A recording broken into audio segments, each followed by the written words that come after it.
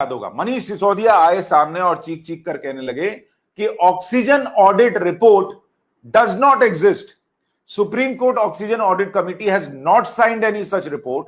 BJP sharing a fake report made in their party headquarter. ये दिल्ली के उप मुख्यमंत्री मनीष सिसोदिया का बयान है. पहली लाइन को पकड़ कर रखिए, oxygen audit report does not exist. मतलब ऐसी कोई रिपोर्ट है ही नहीं. इन्होंने सीधा रिपोर्ट को ही नकार दिया. अब आपके सामने फैक्ट रखता हूं. भास्कर ने एक एक्सक्लूसिव रिपोर्ट छापी है और इस रिपोर्ट में क्या कहा गया आपको पता है? ऊपर पढ़िए. दिल्ली की ऑक्सीजन ऑडिट कमेटी की अंतिम मीटिंग में 2 पैनलिस्ट नहीं गए.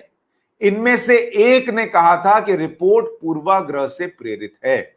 तो दिल्ली में जो पैनल बनाया गया था ऑक्सीजन की इस कमी को जांचने के लिए, उसमें भास्कर की एक्सक्लूसिव रिपोर्ट ये कहती है, उसमें से एक सदस्य से बात करके वो ये कहती है कि इसमें आखिरी मीटिंग में 2 सदस्य नहीं गए थे और उसमें एक सदस्य ने कहा था कि ये जो रिपोर्ट आई है जिसमें ये बात लिखी हुई थी कि 4 गुना ज्यादा ऑक्सीजन मांग रही थी दिल्ली सरकार जितनी की जरूरत नहीं थी, ये पूर्वाग्रह से ग्रसित रिपोर्ट है.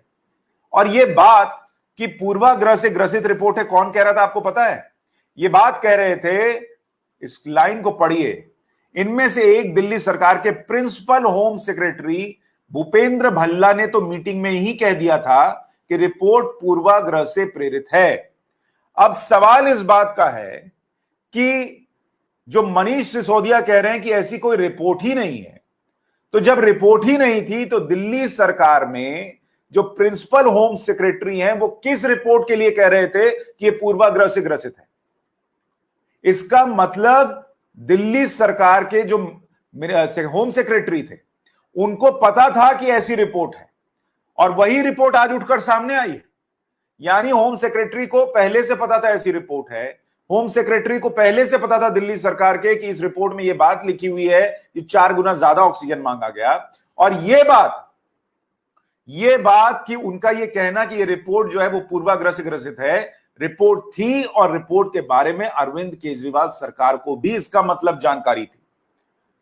होम सेक्रेटरी अगर मीटिंग में नहीं आएंगे और ये कहेंगे कि ये रिपोर्ट जो है वो गलत है और दिल्ली के मुख्यमंत्री को पता नहीं चलेगा, उन्होंने तुरंत फोन करके बताया, हो सकता है पहले ही बताया हो कि सर ऐसा ऐसा इस रिपोर्ट में निकल कर आ रहा है कि 4 गुना ज्यादा हमने डिमांड की है और ये कहा गया हो कि अब तुम जाओ ही मत और यहीं से शुरू कर दो कि हमको भाई आगे जो है वो ये रिपोर्ट ठीक नहीं लग रही. लेकिन इससे एक बात तो साबित हो गई कि दिल्ली के उप मुख्यमंत्री मनीष सिसोदिया से लेकर आम आदमी पार्टी के जितने नेता ये कह रहे थे कि ऐसी कोई रिपोर्ट एग्जिस्ट नहीं करती, उन सबको पता था कि ये रिपोर्ट एग्जिस्ट करती है और उनको यह भी पता होगा जरूर कि दिल्ली के home secretary, principal home secretary इस रिपोर्ट को गलत बता चुके हैं. आगे सुनिए इस रिपोर्ट में क्या क्या था.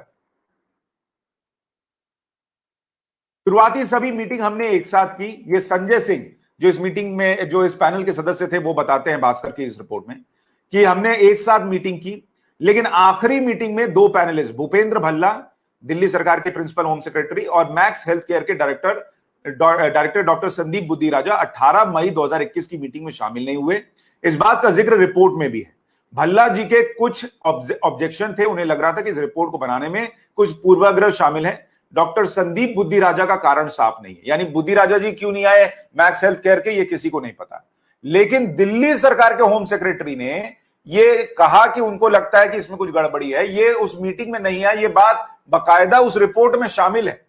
और मीटिंग कब कब हुई? 11 मई को हुई, 12 मई को हुई, 13 मई को हुई, 14 मई को हुई. इन 4 मीटिंग में कोई दिक्कत नहीं आई.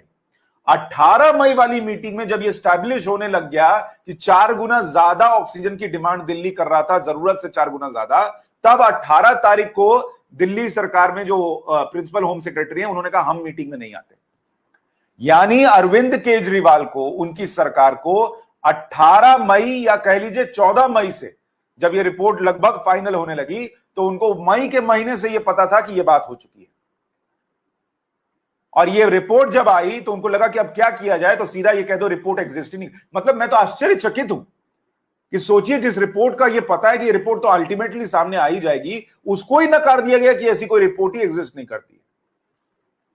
आगे इस रिपोर्ट में लिखा है एम्स के डायरेक्टर, कौन कौन इसमें थे? एम्स के डायरेक्टर रणदीप गुलेरिया थे, दिल्ली सरकार के principal home secretary Bhupendra Bhalla थे, मैक्स हेल्थ केयर के डॉक्टर संदीप बुद्धिराजा थे, यूनियन जल शक्ति मिनिस्ट्री में ज्वाइंट सेक्रेटरी सुबोध यादव थे और petroleum and oxygen supply safety organisation के संजय सिंह मौजूद थे। जो संजय सिंह बता रहे हैं कि भूपेंद्र भल्ला नहीं आए मीटिंग में।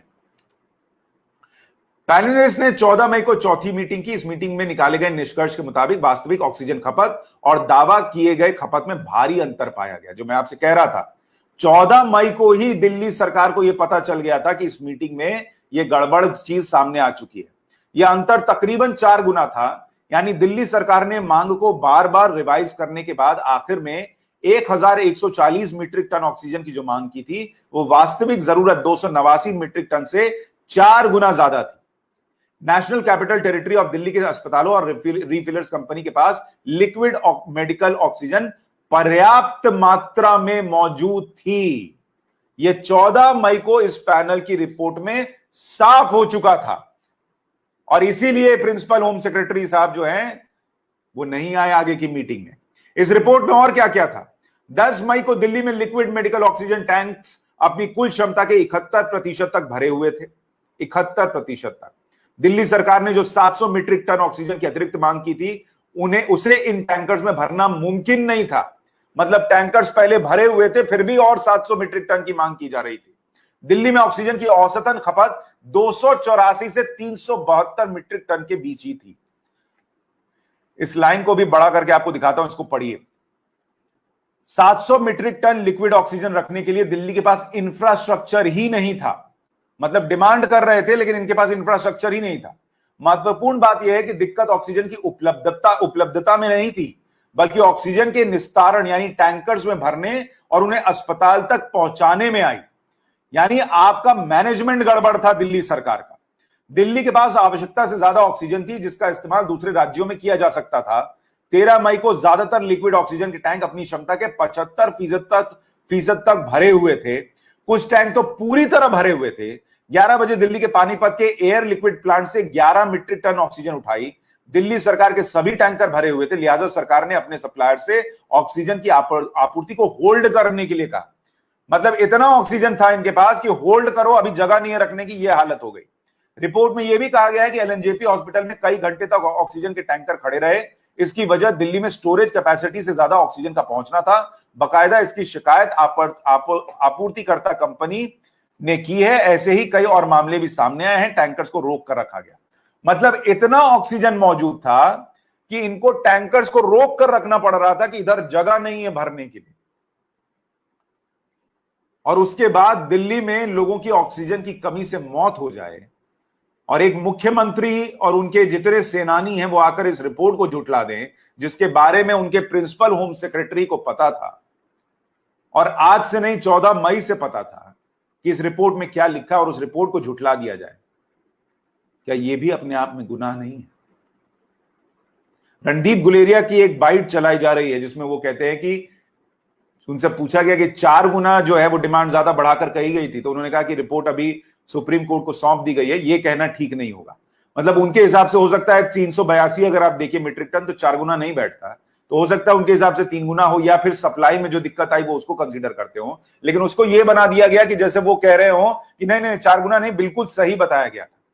अगर सब कुछ सही था तो पैनल की चर्चा से भागे क्यों दिल्ली के प्रिंसिपल होम सेक्रेटरी? क्यों उस चर्चा से गायब हो गए वो? क्यों उसी वक्त उन्होंने ये मसला नहीं उठाया कि इस पैनल में रिपोर्ट गलत आ रही? आपने सोचा अभी तो चुपचाप बैठो, जब आएगा तब देखा जाएगा। आने के बाद जब हंगामा मचा कि ये चीज रिपोर्ट में लिखी गई है, तो पहले रिपोर्ट को नकार दो। उसके बाद रिपोर्ट की कॉपी और सब कुछ सामने आ गया तो उसके बाद कह दो कि छोड़ो झगड़ा खत्म करो, अब तीसरी वेव में देखते हैं। लोगों की जान चली गई और आपके लिए इतना सा तमाशा है कि छोड़ो छोड़ो खत्म हुआ, अब आगे बढ़ते हैं। और जो पीछे हुआ उसकी जवाबदेही किसकी? अरविंद केजरीवाल जी।